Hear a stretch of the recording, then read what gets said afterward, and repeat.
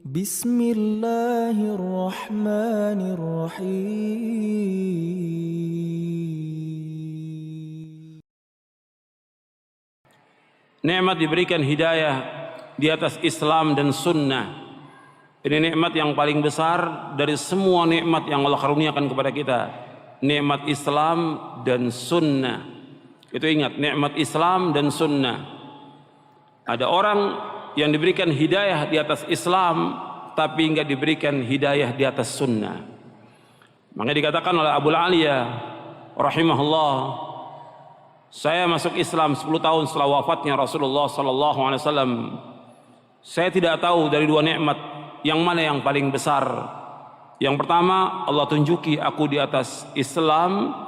Yang kedua, Allah jadikan aku mengikuti sunnah, atau dengan kata beliau, Allah tidak menjadikan aku sebagai pengikut Khawarij.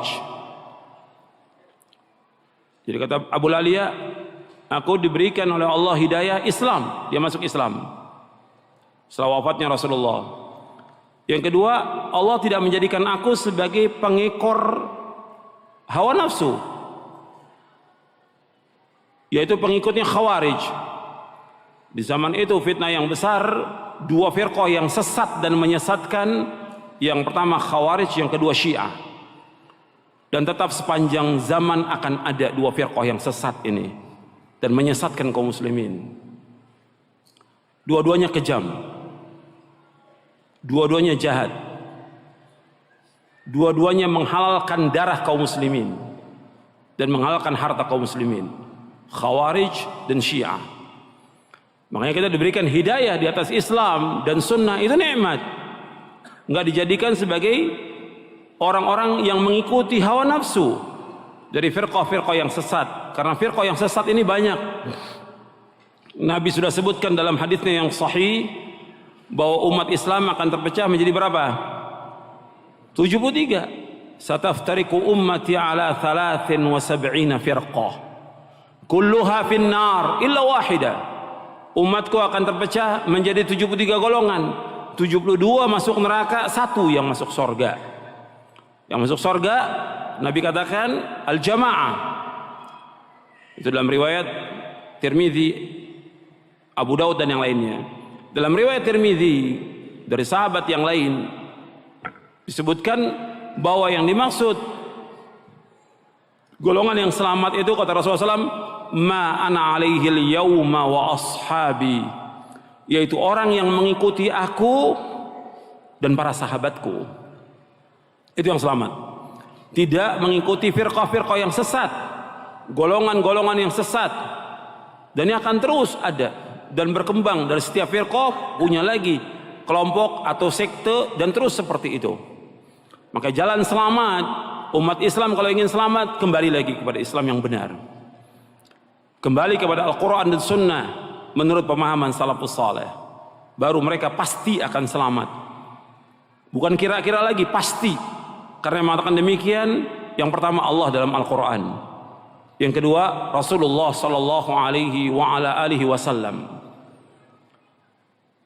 Allah berfirman di dalam surah An-Nisa di ayat 115.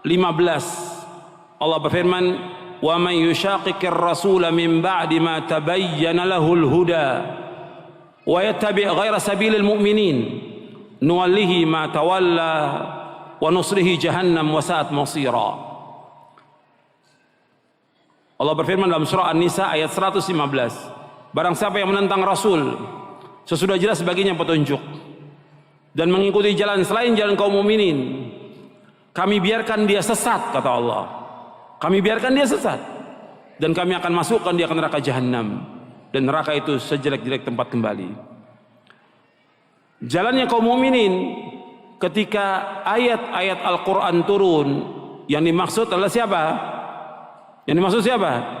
Para sahabat radhiyallahu anhum ajma'in. Jalannya kaum mukminin ketika ayat Al-Quran turun kepada Nabi Muhammad SAW, itu para sahabat. Barang siapa yang menentang Rasul sesudah jelas baginya petunjuk dan mengikuti jalan selain jalannya para sahabat, kata Allah, kami biarkan dia sesat, nuwallihi ma tawalla wa nusrihi jahannam, dan kami akan masukkan mereka ke neraka jahannam, wa sa'at masira, dan neraka jahannam itu sudah tempat kembali. Jadi wajib untuk mengikuti itu. Dan Nabi SAW juga menjelaskan akan terjadi perpecahan di tengah-tengah umat, perselisihan, bergolong-golongan umat Islam ini. Nabi sudah menyebutkan sallallahu alaihi wasallam, dan Nabi memberikan solusi yang terbaik buat umat ini. Dalam hadis Irbad bin Sariyah radhiyallahu anhu, Nabi bersabda, "Man ya'ish minkum ba'di fasara ikhtilafan katsira, fa'alaikum bisunnati wa sunnatil khulafa'il mahdiyyin ar-rasyidin, tamassaku biha wa 'addu 'alaiha bin nawajidh, wa iyyakum muhdatsatil umur, fa inna kulla muhdatsatin bid'ah wa kulla bid'atin dhalalah,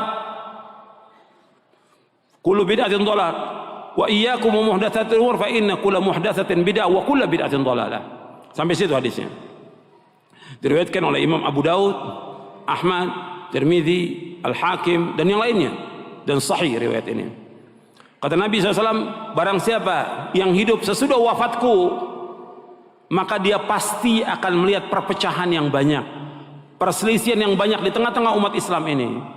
Kemudian Nabi memberikan solusi, maka anda akan berpegang kepada sunnahku dan sunnah para khalifahku yang terpimpin dan lurus. Peganglah erat-erat, gigitlah dengan geraham kalian, dan jauhkan dari kalian dari setiap perkara-perkara yang baru, karena setiap perkara yang baru adalah bid'ah, dan setiap bid'ah sesat. Jadi Nabi SAW sudah menjelaskan kepada umat Islam akan terjadi perpecahan, akan terjadi perselisihan di tengah umat Islam ini. Tapi Nabi memberikan solusi yang terbaik kepada umat ini, berpegang kepada Quran, berpegang kepada sunnah, berpegang kepada pemahaman para sahabat. Disuruh Nabi pegang erat-erat, gigit dengan geram kalian, harus berpegang dengan kuat. Dan Nabi mengingatkan sallallahu alaihi wasallam, jauhkan semua perkara yang baru dalam agama ini, semua yang bid'ah dalam agama ini, jauhkan. Karena semua yang baru dalam agama adalah bid'ah, dan setiap bid'ah adalah sesat. Yang pertama kali mengatakan bahwa semua bid'ah sesat adalah Rasulullah sallallahu alaihi wasallam. Yang pertama kali mengatakan bahwa semua bid'ah itu sesat adalah Rasulullah sallallahu alaihi wasallam. Dalam Islam enggak ada istilah bid'ah hasanah, tidak ada. Semua bid'ah sesat.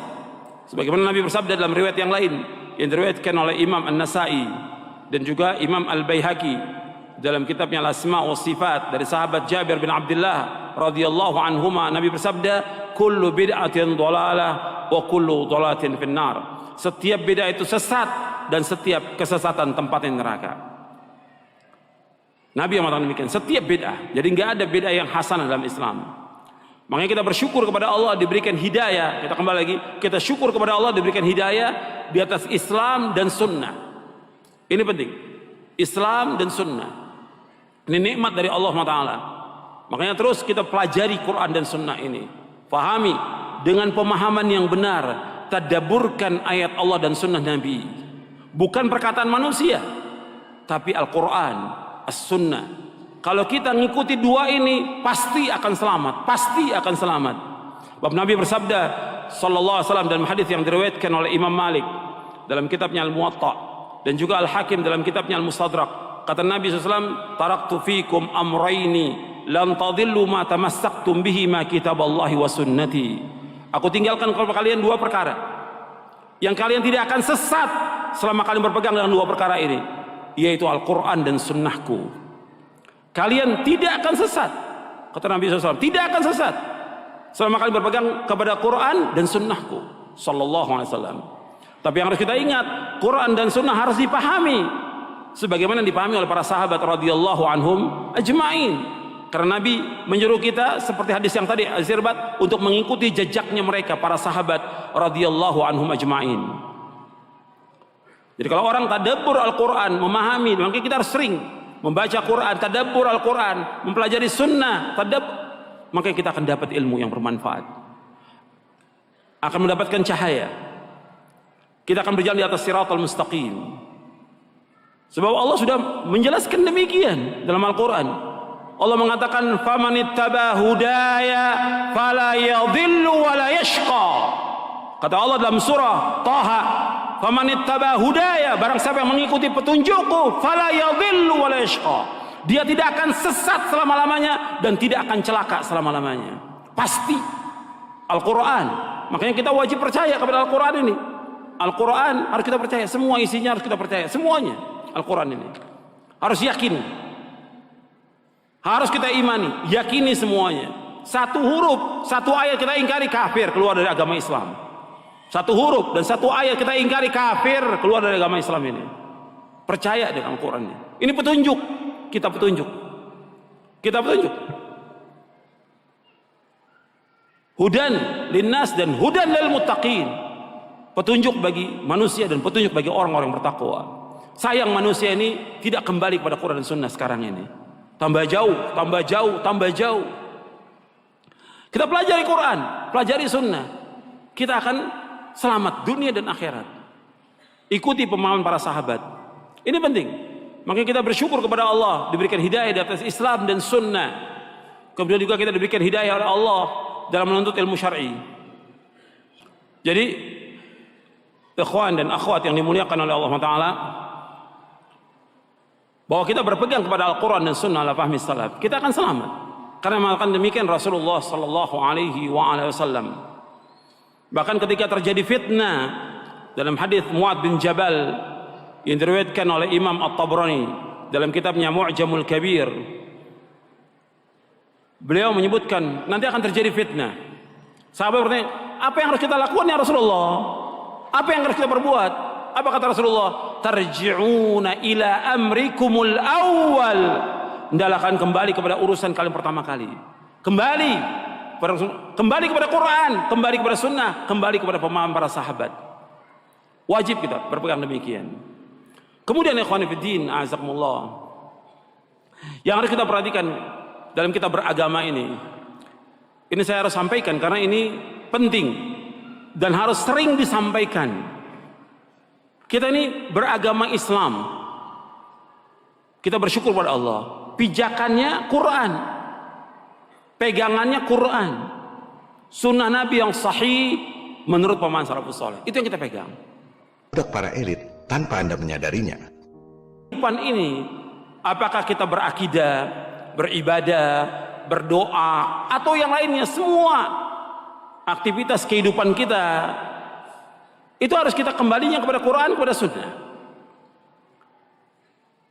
Nah, banyak penyimpangan terjadi karena apa? Disebabkan mereka mengikuti tanpa ilmu. Ini yang terjadi dalam beragama, dalam beribadah, dalam berdoa, ngikuti orang, nggak punya ilmu, nggak punya dalil. Dalam kita beragama harus sumbernya dalil dari Quran. Quran sudah jelaskan semuanya ini. Dalilnya mana? Dalam kita beragama, hujahnya mana? Kita nggak boleh ikut apa yang kita nggak tahu. Nggak boleh kita ikut-ikutan kepada orang kalau kita nggak punya dalil. Nggak boleh dalam Islam. Antum lihat dalilnya. Antum catat, antum lihat. Yang pertama dalam surah Al-Isra, surah 17 ayat 36. Allah berfirman, "Wala taqfu ma laisa laka bihi ilmun. Inna sam'a wal basara wal fuada kullu ulaika kanu anhu mas'ula." Jangan kamu ikut apa yang kamu tidak tahu. Jangan kamu ikut apa yang kamu, karena sesungguhnya pendengaran, mata dan hati akan ditanya oleh Allah. Jadi kita dalam beragama ini jangan ikut-ikutan. Atau yang ngomong itu syekh, yang ngomong itu ustadz, yang ngomong itu kiai, yang kita tanya apanya? Dalilnya mana? Loh, antum berdoa seperti ini, antum sholat seperti ini, antum berzikir berjamaah seperti, dalilnya mana? Dalil. Coba antum berusaha sebagai seorang muslim dan muslimah agak kritis gitu. Jangan ikut-ikutan dalam kita beragama. Sebab kalau enggak, kita akan sesat.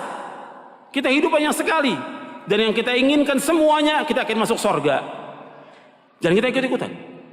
Allah melarang kita, jangan kamu ikut apa yang kamu tidak tahu. Minta hujah, minta dalil. Orang ngomong begini, dalilnya mana? Ketika orang-orang Yahudi, ketika orang-orang Nasrani mengatakan kepada Nabi Muhammad SAW bahwa yang masuk surga itu Yahudi dan Nasrani. Kata mereka, Nabi, di depan Nabi SAW. Orang Yahudi dan Nasrani mengatakan kepada Nabi Muhammad SAW tidak masuk surga kecuali orang Yahudi dan Nasrani. Bukan Nabi celah atau Nabi tanya. Nabi tanya apa? Dalil. Allah sebutkan dalam Al-Quran, dalam surah Al-Baqarah di ayat 111. Surah yang kedua ayat 111. Allah berfirman, wa qalu la yadkhulul jannata illa man kana hudan aw nasara tilka amaniyuhum qul hatu burhanakum in kuntum sadiqin. Allah berfirman dalam surah Al-Baqarah ayat 111. Kalau yang bawa mushaf Al-Quran dilihat benar atau tidak itu. Wa qalu la yadkhulul jannata illa man kana hudan aw nasara tilka amaniyuhum qul hatu burhanakum in kuntum sadiqin. Mereka berkata tidak masuk surga kecuali orang-orang Yahudi atau Nasrani. Kemudian kata Allah kepada Nabi Muhammad SAW, qul, katakan kepada mereka, hatu burhanakum in kuntum sadiqin. Mana bukti kamu, mana hujjah kamu, mana dalil kamu jika kamu orang-orang yang jujur. Nggak bisa mereka keluarkan dalil, nggak bisa mereka keluarkan hujjah. Maka agama ini agama dalil, agama hujjah. Ada nggak dalilnya? Dalam kita beragama, dalam kita mengamalkan, dalilnya ada nggak? Kalau nggak ada jangan ikut. Siapapun dia, ustadz kayak syekh atau imam atau yang lain. Hatta Imam Syafi'i rahimahullah mengatakan demikian. Kalau ada pendapatku menyalahi sunnah Rasulullah, buang pendapatku. Ikuti apa? Ikuti sunnah Rasulullah SAW. Semua imam, Imam Hanafi, Maliki, Syafi'i, Hambali semua mengatakan demikian. Kalau ada pendapatku menyalahi sunnah Rasul, buang pendapatku semuanya. Ikuti sunnah Rasulullah Sallallahu Alaihi Wasallam. Dan nggak boleh bagi orang untuk mengambil pendapatnya imam kalau sudah ada sunnah Rasulullah Sallallahu Alaihi Wasallam. Semua pendapat, semuanya batal kalau dari sunnah Rasulullah. Semua pendapat. Idza warada al-athar batal an-nazar. Bila sudah datang athar, maka batal sudah semua pendapat itu. Itu yang pertama yang harus kita perhatikan dalam kita beragama. Jadi hujjah, dalil, jangan ikut-ikutan. Hatta antum sudah, kan saya sudah ngikuti pemahaman salaf. Tetap dalilnya mana? Dalam beribadah, dalil. Yang kita minta dalil. Hujjahnya mana? Contohnya mana? Ada nggak keterangannya? Kalau nggak ada, jangan. Bukan kata orang. Pendapat ustadz, pendapat guru, nggak bisa kita pegang. Yang kita pegang apa?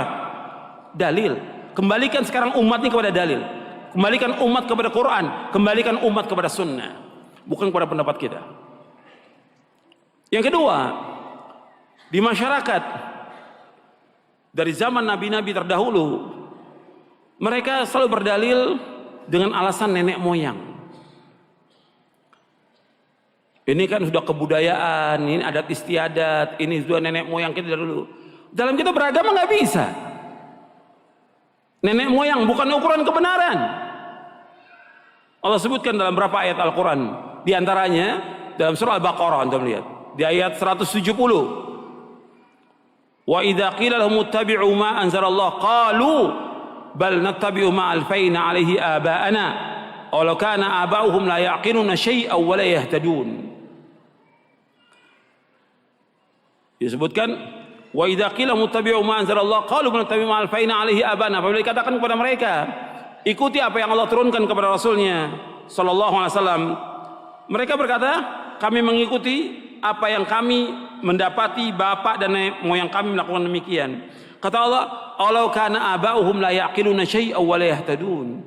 Apakah mereka akan ikut juga kepada bapak dan nenek moyang mereka yang mereka tidak berpikir sedikit pun juga dan tidak mendapatkan petunjuk? Tidak berpikir dan mereka tidak mendapatkan petunjuk. Jadi nggak boleh mengikuti bapak dan nenek moyang, nggak boleh dalam kita beragama. Ikuti wahyu, Quran dan sunnah ala fahmi salaf, bukan nenek moyang. Bukan dari dulu orang-orang tua kita melakukan demikian, nggak bisa. Dalilnya mana dalam kita beragama? Kita ingin selamat dunia, kita ingin selamat akhirat. Kita ingin bahagia dunia, kita ingin bahagia akhirat. Jangan ikut yang akan membawa kepada kesesatan. Yang ketiga, yang sering jadikan dalil oleh masyarakat orang banyak dalam beragama, apakah dia ibadah, apakah zikir, apakah doa, apakah sholat, atau yang lainnya, atau perayaan-perayaan yang Nabi nggak contohkan sallallahu alaihi wasallam, mereka ngadakan. Kata mereka orang banyak melakukan. Orang banyak bukan ukuran kebenaran. Allah dalam Al-Quran nggak pernah memuji banyaknya manusia, tidak pernah dalam Al-Quran. Yang ada celaan dan banyak celaan. Walakin aktsaran nasi la yashkurun, walakin aktsaran nasi la ya'lamun, walakin aktsaran nasi la yu'minun. Banyak sekali Allah mencela. Kebanyakan manusia ini tidak bersyukur, kebanyakan manusia tidak mengetahui, kebanyakan manusia tidak beriman, dan yang lainnya. Nggak boleh kita ikut. Maka Allah sebutkan di dalam surah Al-An'am, surah yang ke-6 ayat 116. Surah Al-An'am surah yang ke-6 ayat 116. Allah berfirman, "Wa in tuti' aktsara man fil ardi yudilluka an sabilillah iyattabi'una illa dhanna wa inhum illa yakhrusun." Seandainya kamu mengikuti kebanyakan manusia di muka bumi, niscaya mereka akan menyesatkan kamu dari jalan Allah. Mereka tidak lain hanyalah menyangka-nyangka, dan mereka tidak lain hanyalah berdusta. Jadi mereka ini hanya berdusta. Jadi Allah sudah sebutkan kalau mengikuti kebanyakan manusia, kata Allah apa? Yudilluka an sabilillah. Mereka akan menyesatkan kamu jalan Allah. Maka orang banyak bukan ukuran kebenaran. Nenek moyang bukan ukuran kebenaran. Ukuran kebenaran dalil. Ini penting dalam kita beragama, ini sangat penting. Antum catat, nanti antum lihat lagi di rumah, ulangi lagi. Kalau kita lihat kebanyakan agama di masyarakat, itu ngikuti orang banyak. Kalau orang awam, mungkin kita berpikir karena awam ya, tapi terjadi juga kepada para penuntut ilmu. Terjadi juga kepada para ustadz. Ditanya, kok ustadz ngerjakan ini? Ya orang banyak. Kok orang banyak sekarang?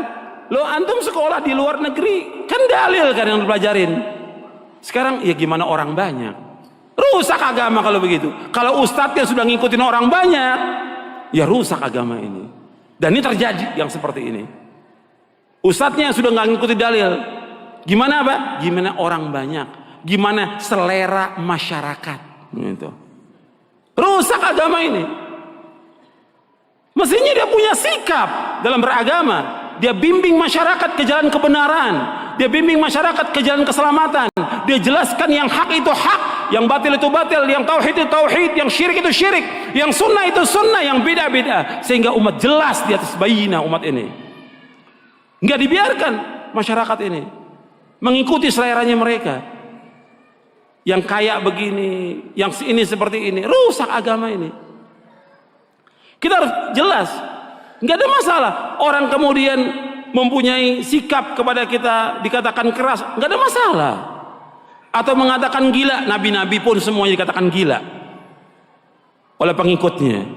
Hatta Nabi Muhammad SAW dibilang apa? Gila, karena mengajak kepada tauhid, mengajak kepada kebenaran, dan tidak boleh mengikuti agama nenek moyang. Harus tegas dalam kita beragama ini. Supaya apa? Supaya selamat umat. Kita harus bawa umat ini kepada keselamatan. Bukan dibiarkan. Bukan malah si da'inya ikut apa kata masyarakat, apa kata orang banyak. Nggak boleh. Harus jelaskan yang hak itu hak, yang batil itu batil. Dan akan ditanya oleh Allah pada hari kiamat nanti, kenapa dibiarkan demikian? Masyarakat sesat, nggak dijelaskan kebenaran kepada mereka. Akan ditanya oleh Allah pada hari kiamat nanti. Kemudian, ikhwan fillah, azakumullah, kita harus juga berani menyampaikan kebenaran ini. Diskusi, tanyakan kepada ustadznya, jangan diam. Allah berfirman, "Fas'alu ahla dzikri in kuntum la ta'lamun." Tanya kepada ahlu dzikir, tanya kepada ahlul ilm jika kalian tidak mengetahui. Jangan diam, tanya. Kenapa Ustadz mengadakan perayaan seperti ini? Kenapa Ustadz mengadakan zikir berjamaah seperti ini? Mana dalilnya? Mana keterangan? Tanya. Jangan diam. Jangan ngikut kepada kesesatan. Tanya. Ini Allah yang mengajarkan demikian. Fas'alu ahla dzikri in kuntum la ta'lamun. Tanya. kepada ahli zikir, orang yang berilmu, jika kamu tidak mengetahui. Tanya terus dalilnya. Ini penting dalam kita beragama supaya kita selamat. Ini diantara yang perlu saya sampaikan, karena ini masalah-masalah penting, masalah prinsip dasar dalam kita beragama. Termasuk juga satu lagi yang belum, mengikuti kiai, ustadz, tuan guru, ajengan, habib, nggak bisa kita ngikuti. Mereka manusia. Yang kita ikut dalil. Antum lihat orang-orang Nasrani sesat itu karena siapa? Saya tanya kepada antum, orang Nasrani, Kristen sesat karena siapa? Karena para pendetanya. Mereka sesat karena siapa? Karena pendetanya. Bukan mustahil juga umat ini sesat karena apa? Karena gurunya, karena ustadznya, karena kiainya. Nabi bersabda SAW, inna akhwafa ma akhafu ala ummati al-a'immatal mudillin. Sesungguhnya yang paling aku takuti sekalian, imam-imam yang menyesatkan, dai-dai yang menyesatkan, kata Rasulullah. Itu yang paling takuti oleh Rasulullah SAW. Antum lihat juga dalil dari Quran tentang orang-orang Nasrani disesatkan oleh para pendetanya di surah At-Taubah, di surah 9. Allah menyebutkan di ayat 31, ittakhadhu ahbarahum wa ruhbanahum arbaba min dunillah wal masih ibn maryam wa ma umiru illa liya'budu ilaha wahida la ilaha illahu subhanahu amma yusyrikun.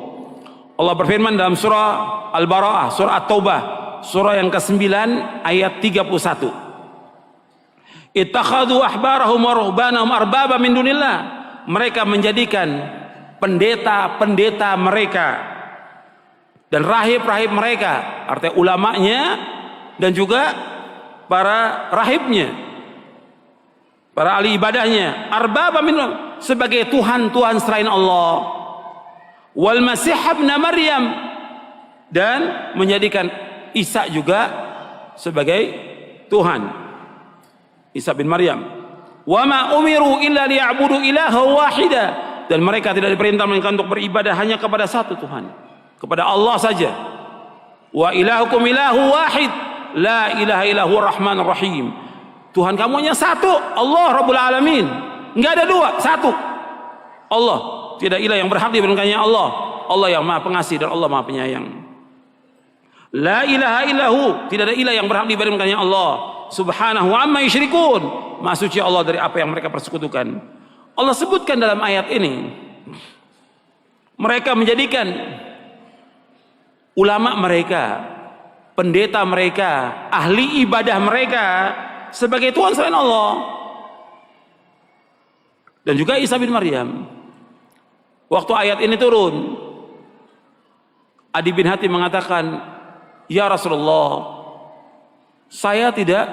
kami orang-orang Nasrani nggak menyembah para pendeta, nggak menyembah para ahli ibadah mereka, tidak. Kata Nabi, bukankah kalian menghalalkan apa yang mereka halalkan, dan kalian mengharamkan apa yang mereka haramkan? Artinya menghalalkan apa-apa yang Allah haramkan, dihalalkan mereka. Kemudian mengharamkan apa-apa yang Allah halalkan, kalian ikut. Kata Hadi, iya, tilka ibadatum, itulah ibadah mereka. Jadi kita nggak boleh ikut apa yang disampaikan oleh kiai, oleh ustadz, kecuali dalilnya, keterangannya. Jangan kita ikut. Oh ini yang begini boleh, oh ini sunnah, dari mana dalilnya? Keterangan dari mana? Amalan doa-doa ini, zikir ini, kalau baca zikir ini 1000 kali selamat, atau 1101 kali itu bisa ngilang umpamanya. Dari mana keterangannya yang seperti ini?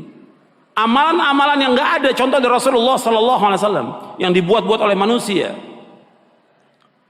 Makanya menjadikan mereka sebagai Tuhan. Karena apa? Ikut aja apa kata mereka. Maka Allah katakan, kalian menjadikan mereka sebagai Tuhan. Kemudian Allah berfirman, wa ma umiru illa liya'budu ilaha wahida, dan mereka tidak diperintah beribadahnya kepada Allah saja, mengikuti apa yang Allah turunkan kepada nabinya Muhammad sallallahu alaihi wasallam. La ilaha illahu, tidak ilah yang berhak diberikannya Allah. Maha suci Allah dari apa yang mereka persekutukan. Itu juga seperti orang menjadikan kuburan sebagai tempat ibadah. Saya tanya kepada antum, banyak gak kuburan di Indonesia yang dikeramatkan? Banyak. Yang dianggap berkah? Banyak. Kuburan yang orang datang berbondong-bondong sebagai tempat ibadah? Banyak di Indonesia. Yang mengatakan demikian siapa? Kiai-kiai, ustadz-ustadz mengatakan demikian. Allah nggak turunkan hujjah kepada mereka. Allah nggak turunkan keterangan kepada mereka. Kuburan bukan tempat ibadah. Kuburan bukan tempat ibadah. Kalau masjid tempat ibadah, kuburan bukan tempat ibadah.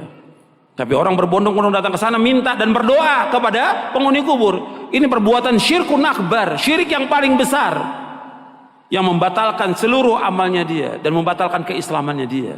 Kalau sudah sampai hujjah kepada mereka, ini terjadi. Makanya kita harus tahu bagaimana berdoa yang benar sesuai dengan syariat, zikir yang benar. Kenapa? Kita ini sudah hidup di zaman yang orang sudah jauh dari Quran, jauh dari sunnah. Dai-dainya pun tidak membawakan hujjah, dalil dan keterangan. Sehingga umat gak tahu, dipikir itu benar. Dan itu diamalkan oleh mereka tahunan. Dan mereka mati dalam keadaan syirik. Mungkin di antara mereka mungkin bapak antum, orang tua antum, kakek dan nenek dibawa ke kuburan wali, ibadah di sana, ada yang tawaf di sana, berdoa di sana minta kepada selain Allah. Ini perbuatan syirkun akbar. Allah dalam Al-Quran menyuruh kita untuk hanya berdoa hanya kepada Allah Subhanahu wa taala. Berdoanya kepada Allah, tidak kepada yang lain. Maka kita akan bahas buku doa ini tentang kaidah-kaidahnya, paling penting kaidah-kaidahnya. Saya akan sebutkan tentang kaidahnya. Sebelumnya saya akan jelaskan dulu tentang keutamaan doa dan zikir.